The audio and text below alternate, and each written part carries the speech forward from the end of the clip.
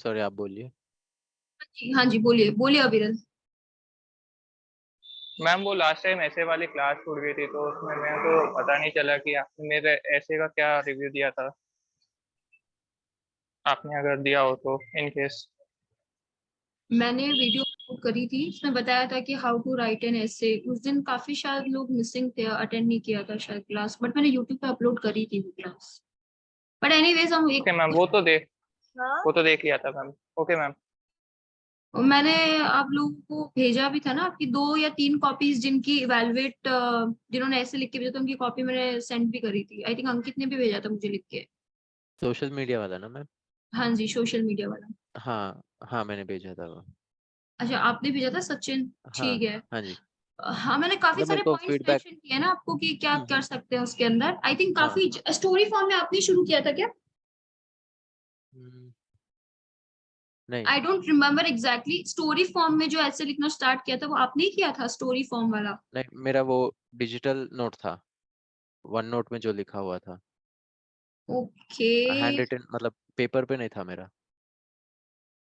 अच्छा, I don't exactly remember. ठीक है।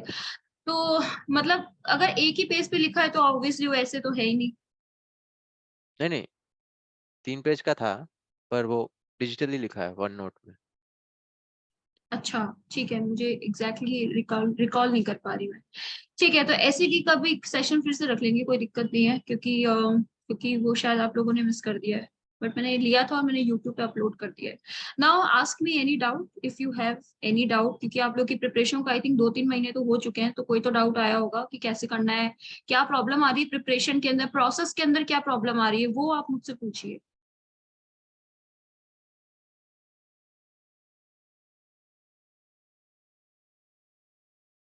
नहीं डाउट है किसी को भी? सब बढ़िया चल रहा है?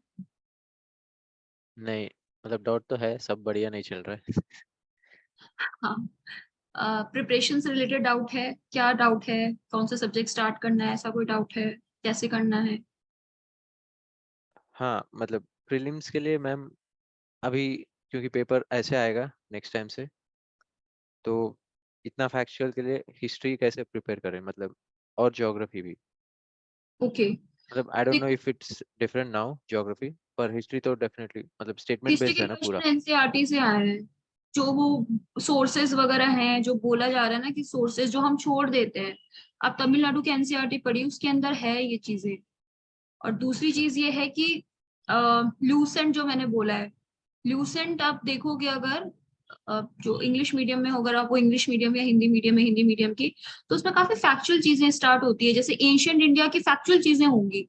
एनसीईआरटी में आपका एनालिसिस होता है, स्टैंडर्ड बुक में एनालिसिस होता है, लेकिन ल्यूसेंट के अंदर कंप्लीटली फैक्चुअल इंफॉर्मेशन है। न्यूलिथिक पीरियड का exact as, pro history proto history कहते हैं उनकी एग्जैक्ट चीजें, उसके बाद कौन सी बुक किसने लिखी थी उसकी एग्जैक्ट फैक्चुअल चीज।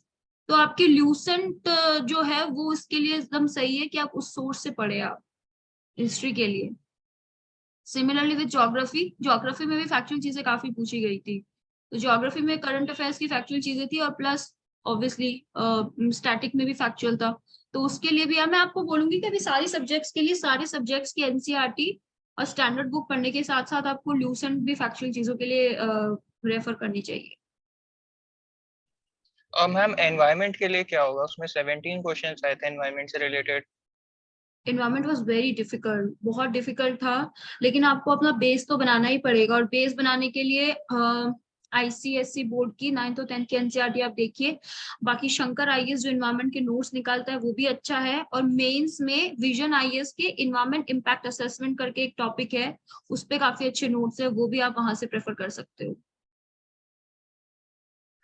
तो एंड मैम अगर जैसे हम लोग अगर 2022 के इनके जो सोर्सेस थे उसके उसको यूज करके इस साल के क्वेश्चन सॉल्व करें, तो उससे मतलब पता चल जाएगा ना कि इन सोर्सेस से क्वेश्चन आए हैं कि नहीं आए हैं। आप सॉल्व कीजिए। देखो, इस बार का पेपर एक्सट्रीमली डिफरेंट और एक्सट्रीमली अनकन्वेंशनल था। मतलब वो ऐसा पेपर था कि फैकल्टीज भी जो स्पेशलिस्ट है उनको भी नहीं पता था कि कैसे सॉल्व होगा, क्योंकि लॉ से रिलेटेड भी काफी चीजें पूछी गई थी, और इन्वायरमेंट में भी वो क्वेश्चंस पूछे गए थे जो कि लोग पीएचडी लेवल पे कर रहे हैं या बहुत पोस्ट ग्रेजुएशन लेवल पे कर रहे हैं, उतनी रिसर्च के लिए पूछी गई थी। तो 2023 का पेपर तो एक पेपर हो ही नहीं सकता जिसकी बेसिस पे आप सोर्सेज को एनालिसिस करो।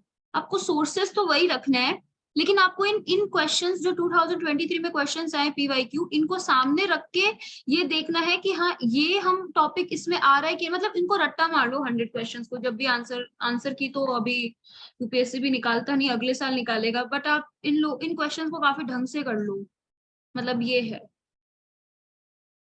मतलब इस वाले पेपर का तो कोई वो रिप्लाई नहीं है आप, बट सोर्सेज आप एनसीईआरटी पढ़ो, उसमें कोई वो है ही नहीं। मैं सोर्सेज के लिए कोई आपको चेंज नहीं करने अपने सोर्सेज, इट जस्ट कि अब आपको फैक्चुअल चीजें भी याद करनी है थोड़ी बहुत, जो कि पूछी जा सकती है, क्योंकि एलिमिनेशन तो कम्प्लीटली एलिमिनेट हो गया है, कोई एलिमिनेशन जैसा आपका इसके अंदर था ही नहीं। तो आपको सोर्सेज तो वही रखने हैं जो पुराने हैं, बट जस्ट कि आपको उनको और डीप में पढ़ना है।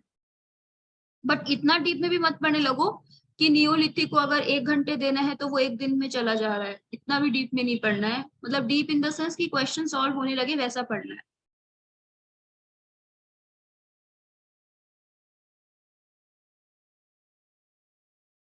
और कोई डाउट है किसी को? मैम अभी इंटीग्रेटेड नहीं रहेगा ना अप्रोच, मतलब थोड़ा एडिशनल एफर्ट सिर्फ प्रीलिम्स के लिए देना पड़ेगा, ऐसा होगा अभी? नहीं ऐसा नहीं है, मतलब देखो क्या होता है कि फॉर एग्जाम्पल आप अगर हड़प्पन सिविलाइजेशन प्रीलिम्स के लिए जो पढ़ते हो चीज में, वो आपके मेंस के आंसर राइटिंग में कैसे काम आता है। आपने पूरा हड़प्पन पढ़ा, उसका इवोल्यूशन इंट्रोडक्शन पढ़ा, उसका कब स्टार्ट हुआ, फिर उसका इवोल्यूशन पढ़ा, फिर उसका डिक्लाइन पढ़ा कि हड़प्पन सिविलाइजेशन डिक्लाइन कब हुआ। ये आपकी पूरी एक टॉपिक को पढ़ने की अप्रोच हुई। प्रीलिम्स में क्या होता है कि इसमें से फैक्चुअल चीजें आपको पढ़नी होगी कि फर्स्ट सिटी लाइफ कहाँ थी, पोट्री मिली थी कि नहीं मिली थी, कम्युनिटी लाइफ थी या नहीं थी, हंटिंग गैदरिंग थी कि नहीं थी। ये सब चीजें आपको फैक्चुअल चीजें जो होंगी वो प्रीलिम्स पर्सपेक्टिव से याद करनी होगी। लेकिन ओवरऑल जो इसका कॉन्सेप्ट है, evolution, decline, characteristic, features, significance, limitations, ये आपको मेंस में पढ़ना पड़ेगा।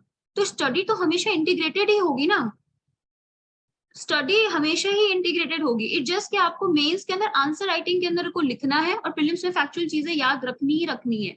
और एनालिसिस तो ऑब्वियसली होता ही है, एनालिसिस तो आप वैसे ही कर रहे हो टॉपिक का। जैसे कि आप मान लो एग्रीकल्चर के अंदर पीडीएस सिस्टम पढ़ रहे हो, तो पीडीएस सिस्टम के इश्यू, सिग्निफिकेंस, रिकमेंडेशन ये आपकी मेंस में काम आएगी। लेकिन पीडीएस क्या होता है, कौन सी कमिटी देती है, कौन सी कमिटी के थ्रू बनी है, कैसे इसका इवोल्यूशन हुआ है, वो आपकी फैक्चुअल चीजें हैं, तो वो आपके प्रीलिम्स के लिए याद होगी। ऐसा थोड़ी ना है कि आप आज पीडीएस पढ़ोगे प्रीलिम्स जितना और कल आप पीडीएस पढ़ोगे मेंस जितना, ऐसा तो नहीं होगा। तो अप्रोच हमेशा इंटीग्रेटेड ही रखनी है आप लोगों को।